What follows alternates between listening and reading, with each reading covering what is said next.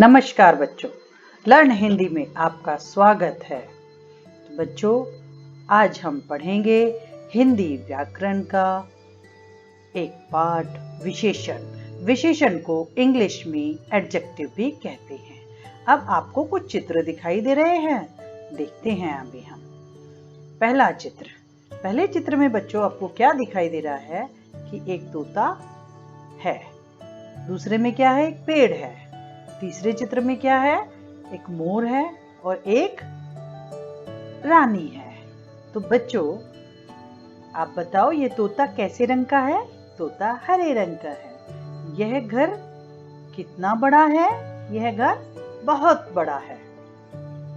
मोर क्या कर रहा है? मोर नाच रहा है। रानी कैसी है? रानी सुंदर है। तो बच्चों, आपको इन चित्रों को देखकर आपको क्या पता चलता है? इनकी विशेषता पता चलती है। तो जिस शब्दों से इनकी विशेषता पता चलती है उन्हें हम क्या बोलते हैं? विशेषण। जैसे तोता कैसा है? तोता हरा है। घर कितना बड़ा है? बहुत बड़ा है। तो इसमें क्या होगा? बहुत विशेषण होगी। मोर क्या कर रहा है? मोर बहुत सुंदर तरीके से नाच रहा है। रानी कैसी है? बहुत सुंदर है। तो बच्चों, आज हम पढ़ेंगे विशेषण। अब विशेषण को पढ़ने के लिए हमें कुछ वाक्य देखने पड़ेंगे। कैसे देखते हैं? पहला वाक्य, सोनम एक सुंदर लड़की है। अब हम कह सकते हैं ना, सोनम कैसी लड़की है? सोनम एक सुंदर लड़की है। जो सुंदर है वो क्या है? इसका विशेषण है। क्या है बच्चों? विशेषण है। दूसरा वाक्य देखते हैं, अंकित एक लंबा लड़का है। अंकित कैसा लड़का है? अंकित एक लंबा लड़का है। वह बहादुर है। वह कैसा है? वह बहादुर है। आसमान का रंग बच्चों कैसा होता है? नीला। कौवा कैसे रंग का होता है? कौवा काले रंग का होता है। रीता कैसी है? रीता सुंदर है। मोहन कैसा लड़का है? मोहन एक अच्छा लड़का है। टोकरी में कैसे संतरे हैं? टोकरी में मीठे संतरे हैं। तो बच्चों, इन वाक्यों में हमें पता चला ये जो शब्द हैं, सुंदर, लंबा, बहादुर, नीला, काला, सुंदर, अच्छा, मीठे, ये सारे शब्द विशेषण शब्द हैं। क्योंकि ये किसकी विशेषता बता रहे हैं? ये संज्ञा शब्दों की विशेषता और सर्वनाम शब्दों की विशेषता बता रहे हैं। तो बच्चों, अब हम देखते हैं विशेषण की परिभाषा, एडजेक्टिव की डेफिनेशन। चलो बच्चों, देखते हैं। संज्ञा, आपने पढ़ा था ना, किसी व्यक्ति, वस्तु या स्थान के नाम को संज्ञा कहते हैं, अथवा सर्वनाम, जो शब्द संज्ञा के स्थान पर प्रयोग किए जाते हैं। शब्दों की संज्ञा अथवा सर्वनाम शब्दों की विशेषता बताने वाले शब्द को विशेषण कहते हैं। अब इनके अंदर जो संज्ञा और सर्वनाम शब्द हैं, इनके गुण भी हो सकते हैं, उसमें दोष भी हो सकते हैं, संख्या भी हो सकती है और परिमाण भी हो सकता है। तो उन शब्दों को हम क्या बोलते हैं? विशेषण। अब इसके उदाहरण देखते हैं। जैसे हम कह देते हैं, बड़ा घर है, काला कुत्ता है, लंबा पेड़ है, दयालु व्यक्ति है, भारी चीज है, सुंदर लड़की है, वह व्यक्ति कायर है, वह रास्ता टेढ़ा मेढ़ा है, वह एक पंखा है, वहां दो व्यक्ति खड़े हैं। तो हम इन्हीं शब्दों को वाक्य में भी प्रयोग कर सकते हैं। इन सभी शब्दों को हम क्या बोलते हैं बच्चों? विशेषण। समझ आया सबको? Very good. अब हम देखते हैं कि विशेषण का जो प्रयोग है बेटा, उसको करते हुए देखते हैं। लिंग और वचन आपने पढ़े थे ना, कि उस पर क्या प्रभाव पड़ता है। विशेषण के प्रयोग पर लिंग तथा वचन का प्रभाव पड़ता है। क्या होता है उसके? उसका प्रभाव पड़ता है। पहले हम देखते हैं लिंग पर क्या प्रभाव पड़ता है। एक पुल्लिंग हो गया और एक स्त्रीलिंग हो गया। तो पुल्लिंग में यदि हमारे पास काला घोड़ा है और यदि हम उसको स्त्रीलिंग में बनाएंगे तो काला हमारा इसमें क्या है, घोड़े की विशेषता बता रहा है, तो क्या है वो विशेषण। तो यदि हम उसको स्त्रीलिंग में लिखेंगे तो लिखेंगे काली घोड़ी। हमारी क्या बदला, लिंग बदला, तो उसके साथ में उसके विशेषण में भी थोड़ी सी बदलाव, थोड़ा सा बदलाव लाया गया। मोटा चूहा, चूहा का चूहिया होता है स्त्रीलिंग, वेरी गुड, तो मोटी चुईया। अब देखते हैं वचन पर इसका क्या प्रभाव होता है। वचन पर वचन कितने होते थे, एक वचन और बहुवचन। एक वचन, हरा पत्ता। अब पत्ता कैसा है बेटा, हरा है, लेकिन जब उसको हम बहुवचन में बदलेंगे तो हरा का क्या हो जाएगा, हरे, और पत्ता का क्या हो जाएगा, पत्ते।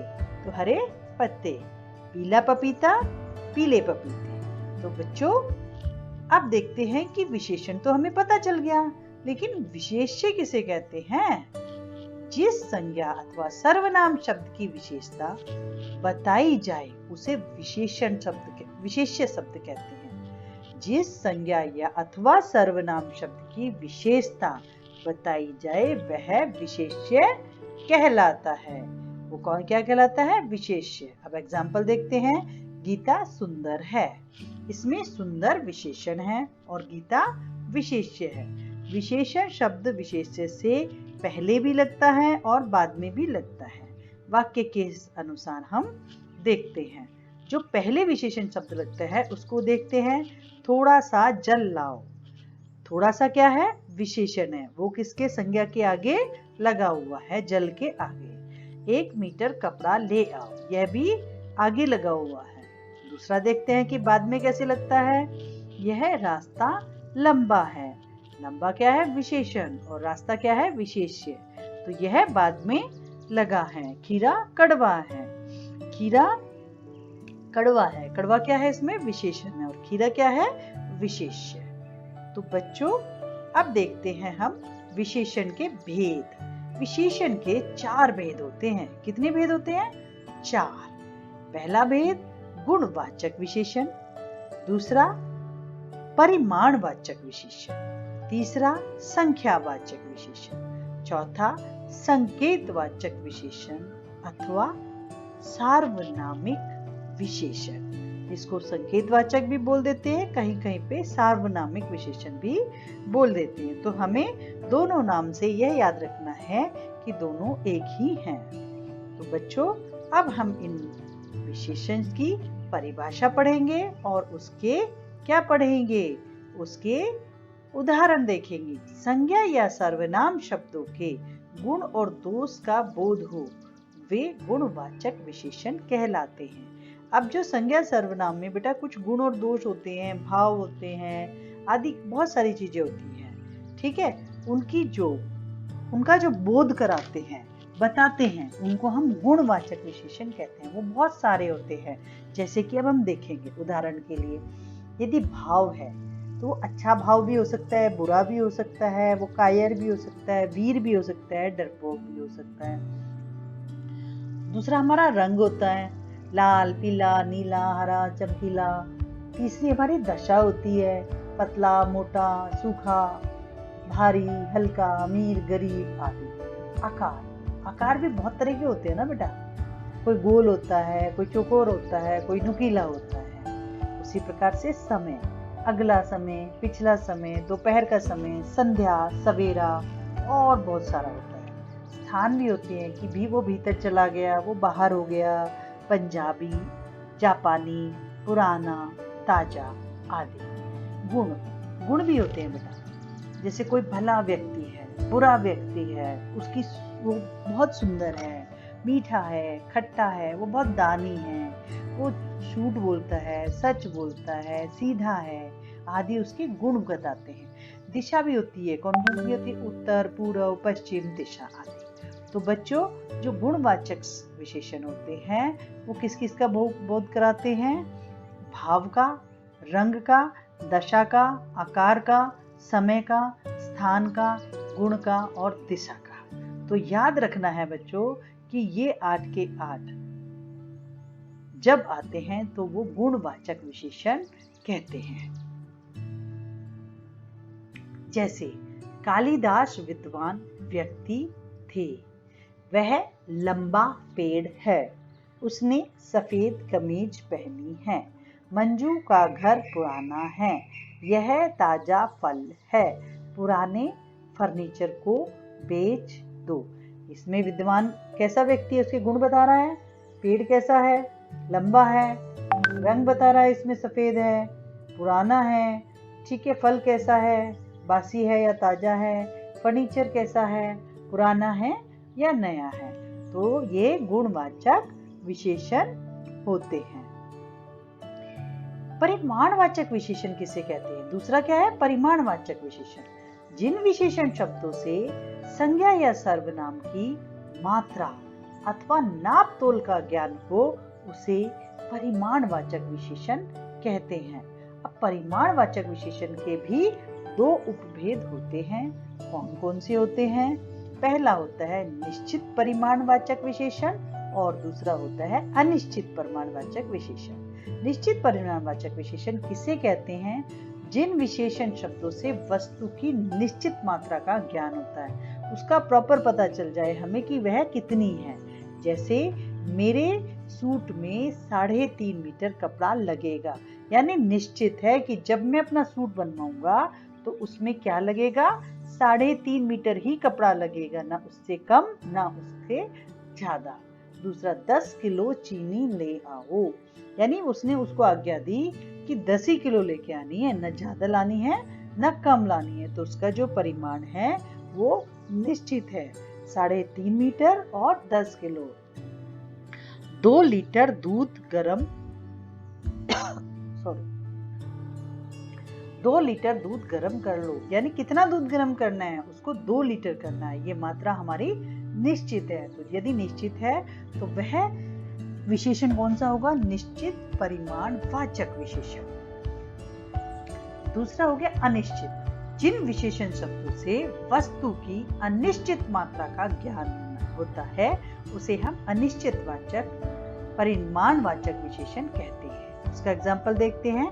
थोड़ी सी नमकीन वस्तु ले आओ, मतलब नमकीन वस्तु लानी है लेकिन उसकी क्वांटिटी थोड़ी सी हो। कितनी हो ये नहीं लिखा कि 1 किलो हो, 2 किलो हो, आधी किलो हो, नहीं, थोड़ी सी लानी है, बहुत ज्यादा नहीं लानी। तो इसमें कुछ निश्चित नहीं है, थोड़ी सी यानी 1 पाव भी हो सकती है, 10 ग्राम भी हो सकती है, 100 ग्राम भी हो सकती है। कुछ आम दे दो। अब इसमें भी जो हमारी मात्रा है वो निश्चित नहीं है, अनिश्चित है। कुछ आम ले आओ। कुछ आम में 2 भी हो सकते हैं, 4 भी हो सकते हैं और 10 भी हो सकते हैं। तो इसमें हमारी मात्रा निश्चित नहीं है। थोड़ा सा दूध गर्म कर लो। दूध गर्म करना है, वो ये नहीं बताया उन्होंने कि कितना दूध गर्म करना है, कि भाई 1 लीटर करना है, 2 लीटर करना है, नहीं, थोड़ा सा करना है। वो 1 ग्लास भी हो सकता है, वो 2 ग्लास भी हो सकता है। तो उसमें मात्रा हमारी निश्चित नहीं होती। तो दूसरा हमारा क्या था? परिमाणवाचक विशेषण। परिमाणवाचक विशेषण जिससे नाप तोल का ज्ञान होता है। उसमें भी 2 होते हैं, निश्चित और अनिश्चित। निश्चित में उसकी मात्रा फिक्स होती है, निश्चित होती है, लेकिन अनिश्चित में उसकी मात्रा फिक्स नहीं होती, निश्चित नहीं होती है। संख्यावाचक विशेषण। संख्यावाचक विशेषण किसे कहते हैं? जिन विशेषण शब्दों से संज्ञा या सर्वनाम की संख्या का बोध होता है, जैसे 1, 2, द्वित्व, दुगुना, चौगुना, पांचों आदि। संख्यावाचक विशेषण के 2 उपभेद होते हैं। कौन कौन से? निश्चित संख्यावाचक विशेषण और अनिश्चित संख्यावाचक विशेषण। निश्चित संख्यावाचक विशेषण किसे कहते हैं? जिन विशेषण शब्दों से निश्चित संख्या का बोध होता है। क्या बोध होता है बेटा? निश्चित संख्या का बोध होता है। जैसे 2 पुस्तकें मेरे लिए ले आना। अनिश्चित संख्यावाचक विशेषण जिन विशेषण शब्दों से निश्चित संख्या का बोध होता है उसे अनिश्चित संख्यावाचक विशेषण कहते हैं। ठीक है, जिससे क्या था? निश्चित संख्या का बोध ना हो। जैसे कुछ बच्चे पार्क में खेल रहे हैं, इसमें फिक्स है कि 2 पुस्तकें हैं हमारे पास, इसमें कुछ बच्चे हैं, ठीक है। तो अब देखते हैं, अब जो निश्चित संख्यावाचक विशेषण है उसके भी आगे 4 भेद होते हैं। कितने भेद होते हैं? 4। पहला होते हैं गणवाचक, जिन शब्दों के द्वारा गिनती का बोध हो, जैसे एक लड़का, ठीक है, 25 रुपए, कल मेरे यहाँ 2 मित्र आएंगे, ठीक है, 4 आम लाओ। इन सब में एक गिनती है, ठीक है, जिन शब्दों से के द्वारा गिनती का बोध होता है। दूसरा है क्रमवाचक, जिन शब्दों के द्वारा संख्या के क्रम का बोध होता है। संख्या तो है, संख्यावाचक विशेषण है, तो उसमें क्रम का बोध होता है। जैसे पहला लड़का यहाँ आए, दूसरा लड़का वहां बैठे, राम कक्षा में प्रथम रहा, श्याम द्वितीय श्रेणी से पास हुआ। इसमें क्या है बेटा? क्रम बताया गया है। तीसरा हमारा है आवर्तीवाचक, जिन शब्दों के द्वारा केवल आवृत्ति का बोध हो, जैसे यानी जैसे मोहन तुमसे चौगुना काम करता है, जैसे यह अर्थात मोहन आप तुम्हारे से 4 गुना ज्यादा काम करता है। गोपाल तुमसे दुगना मोटा है, यानी गोपाल की यदि हम तुलना करें तो गोपाल तुम्हारे से 2 गुना मोटा है, आवृत्ति हो रही है उसकी। चौथा है समुदायवाचक, जिन शब्दों के द्वारा केवल सामूहिक संज्ञा का बोध हो, जैसे तुम तीनों को जाना पड़ेगा, यानी कुछ बच्चे यदि ग्रुप में खड़े हैं और उनको बोला जाए कि अलग अलग ना बोल के बोले तुम तीनों को जाना पड़ेगा, यहाँ से चारों चले जाओ, यानी 4 बच्चे खड़े हैं और उनको यह कहना है कि तुम यहाँ से चले जाओ, तो चारों का प्रयोग होगा। तो बच्चों, निश्चित संख्यावाचक के भी आगे 4 भेद होते हैं, गणवाचक, क्रमवाचक और आवर्तीवाचक एंड समुदायवाचक। गणवाचक में गिनती होती है 1, 25, 4, 2, 3, और क्रमवाचक में पहला क्रम, दूसरा क्रम, चौथा क्रम, प्रथम, द्वितीय आदि होते क्रम होते हैं उनके। आवर्ती में 3 गुना किया, 4 गुना किया, 5 गुना किया। समुदाय में तीनों, चारों, पांचों आदि। एक समुदाय में तीनों, चारों, पांचों आदि शब्दों का प्रयोग किया जाता है। तो आप मुझे लग रहा है कि आपको समझ आ गया होगा कि निश्चित संख्यावाचक के 4 भेद कौन कौन से होते हैं और उनमें क्या अंतर होता है। चौथा है हमारा संकेतवाचक, यानी निर्देशक विशेषण। इसको कहीं कहीं ये निर्देशक के नाम से भी जाना जाता है। जैसे जो सर्वनाम संकेत द्वारा संज्ञा या सर्वनाम की विशेषता बताते हैं वो संकेतवाचक कहते हैं।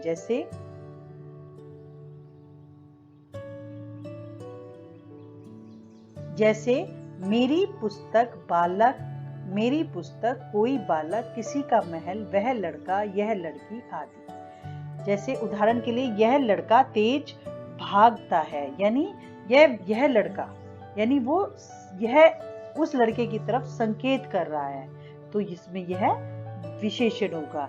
इस कबूतर को पिंजरे से डाल दो, पर्टिकुलर उस व्यक्ति के, उस कबूतर के लिए कर रहे हैं, तो यह विशेषण होगा। उस मटके में पानी भरो, यानी एक जो वो मटका रखा है उसके लिए वो उसकी तरफ संकेत कर रहा है। लेकिन इसमें जो है बेटा एक विशेष बात है। वो क्या विशेष बात है कि संकेतवाचक विशेषण सर्वनाम शब्दों से बनते हैं। किससे बनते हैं? यह, इस, उस, क्या है ये?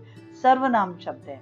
अतः ये सर्वनामिक विशेषण भी कहलाते हैं। इन्हें निर्देशक भी कहते हैं। अब संकेतवाचन आपका 3 नाम है उसके, कहीं पे सर्वनामिक भी लिखा होगा विशेषण और कहीं पे निर्देशक विशेषण भी लिखा होगा।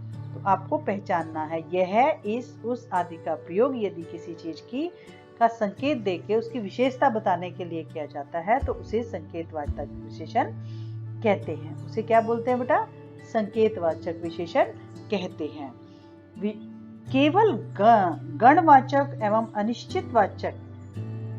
अनिश्चित संख्यावाचक तथा निश्चित परिणामवाचक विशेषण की ही ये तुलनात्मक अवस्थाएं होती हैं, अन्य विशेषण की नहीं होती। इसके अंदर जो विशेषण होंगे वो तुलनात्मक में किसके होंगे? अनिश्चित संख्यावाचक और निश्चित परिमाणवाचक के, उसकी तुलनात्मक अवस्थाएं होंगी, ठीक है।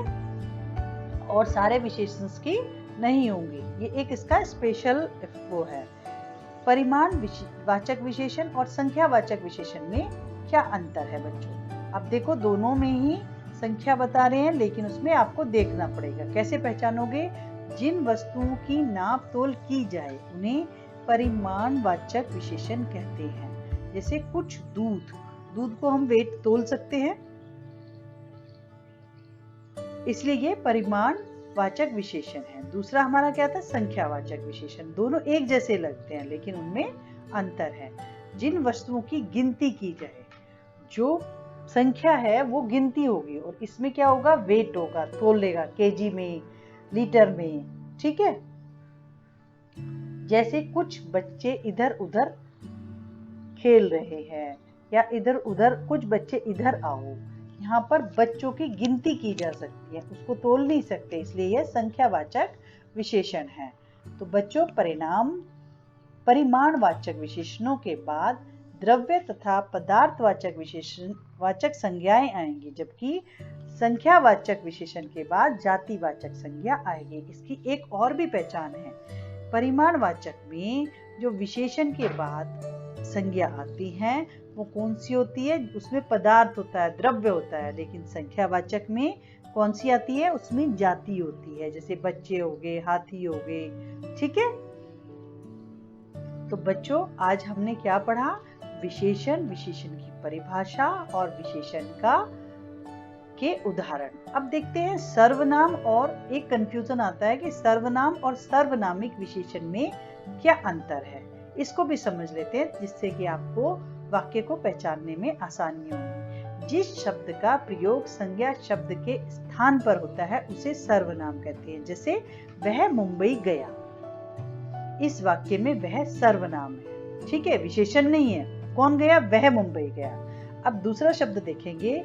जिस शब्द का प्रयोग संज्ञा से पहले अथवा बाद में किया जाए, में विशेषण के रूप में किया जाए, उसे सार्वनामिक विशेषण कहते हैं। जैसे वह रथ आ रहा है। कौन सा रथ आ रहा है? वह रथ आ रहा है। इसमें वह शब्द रथ का विशेषण, अतः यह सार्वनामिक विशेषण है। तो बच्चों हमने विशेषण की परिभाषा भी पढ़ ली, सर्वनाम और सार्वनामिक विशेषण में भी अंतर देख लिया। अब देखते हैं विशेषण की बेटा कुछ अवस्थाएं भी होती हैं। जैसे आपकी होती है ना एडजेक्टिव की, इंग्लिश में भी होती है ना, उसी तरह से विशेषण की भी होती है। जैसे विशेषण शब्द किसी संज्ञा या सर्वनाम की विशेषता बतलाते हैं। विशेषता बताई जाने वाली वस्तु के गुण दोष कम ज्यादा होते हैं। गुण दोषों के इस कम ज्यादा होने को तुलनात्मक ढंग से ही जाना जा सकता है। तुलना की दृष्टि में विशेषणों की निम्नलिखित 3 अवस्थाएं होती हैं। कौन कौन सी? मूलावस्था, उत्तरावस्था और उत्तमावस्था। मूलावस्था कौन सी होती है? मूलावस्था में विशेषण का तुलनात्मक रूप नहीं होता, वह केवल सामान्य रूप से विशेषता प्रकट करती है। जैसे सावित्री सुंदर लड़की है, सुरेश अच्छा लड़का है, दूसरा सूर्य तेजस्वी है। इसमें तुलना नहीं हो रही, नॉर्मल रूप से आपका प्रयोग हो रहा है। उत्तरावस्था कैसी होती है? जब दो व्यक्ति या वस्तुओं के गुण दोष की तुलना की जाए तब विशेषण उत्तर अवस्था में प्रयुक्त होता है। जैसे रविंद्र चेतन से अधिक बुद्धिमान है, सविता रमा की अपेक्षा अधिक सुंदर है। अब तीसरा कौन सा होता है बेटा? तीसरा होता है हमारा उत्तमा अवस्था। कौन सी होती है? उत्तमा में 2 से अधिक, उसमें 2 वस्तुओं की होती है उत्तरा में। उत्तमा में 2 से अधिक व्यक्ति या वस्तुओं की तुलना करके किसी एक को सबसे अधिक या सबसे कम बताया जाता है। जैसे पंजाब में अधिकतम अन्न होता है, संदीप निकृष्टतम बालक है। तो बच्चों आपको पता चला विशेषण की 3 अवस्थाएं होती हैं, मूलावस्था, उत्तरावस्था और उत्तमावस्था। मुझे आशा है कि आपको ये अवस्थाएं बहुत अच्छे से समझ में आ गई। पहली वाली बिल्कुल सिंपल है, उसमें कोई तुलना नहीं होती, सामान्य रूप से विशेषता प्रकट करती है। दूसरे वाली में दो व्यक्ति या वस्तुओं के गुण दोष की तुलना होती है। तीसरी वाली में दो से अधिक व्यक्ति या वस्तुओं के गुण दोष की तुलना होती है। तो बच्चों, आज आपने क्या पढ़ा? विशेषण। अब देखते हैं आपको कितना समझ में आया। कुछ अभ्यास कार्य करके देखते हैं। विशेषण और विशेष्य को आपको इनमें से चुन के अलग करना है। पहला वाक्य देखते हैं, ठंडा दूध पियो। दूसरा, 2 लीटर तेल लाओ। सोचो जरा, पार्क में 4 लड़के खेल रहे हैं। मोटी बिल्ली भाग रही है। जिराफ की गर्दन लंबी होती है। डिब्बे में थोड़ी चीनी है। हरा तोता डाल पर बैठा है।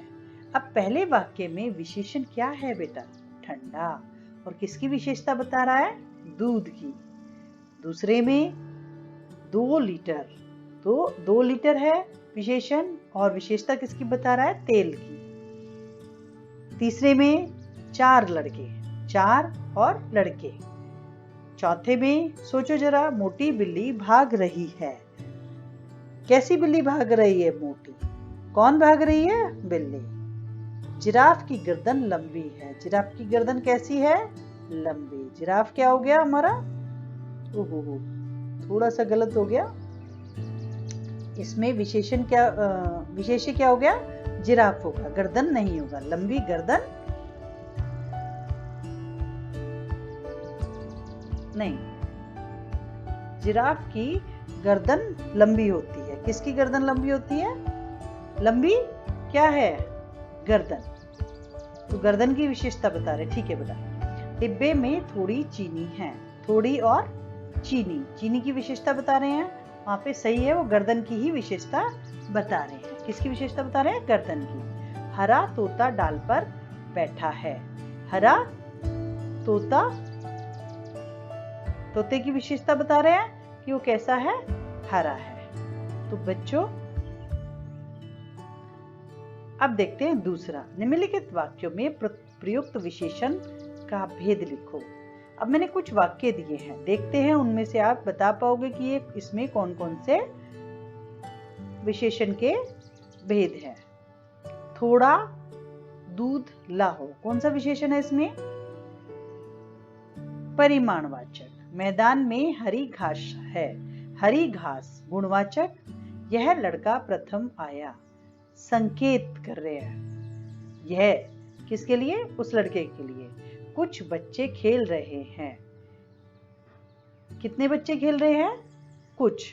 परिमाणवाचक। मुझे लाल गुलाब अच्छा लगता है, गुणवाचक विशेषण। तो बच्चों, मुझे आशा है कि आपको यह समझ में आ गया होगा। आप सारे विशेषण को पहचान पाएंगे। तो बच्चों, आज की कक्षा में हमने पढ़ा विशेषण किसे कहते हैं, विशेषण की क्या परिभाषा है, विशेषण के उदाहरण, उसकी अवस्थाएं और उसमें आए हुए कुछ प्रश्नों के उत्तर भी दिए। तो मुझे आशा है कि आपको यह पाठ अच्छे से समझ आ गया होगा।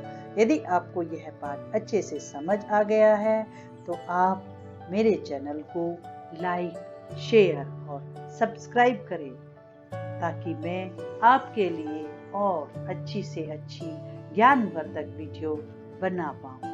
तो धन्यवाद बच्चों, फिर मिलते हैं एक नई कक्षा में एक नए विषय के साथ। बाय बाय बच्चों।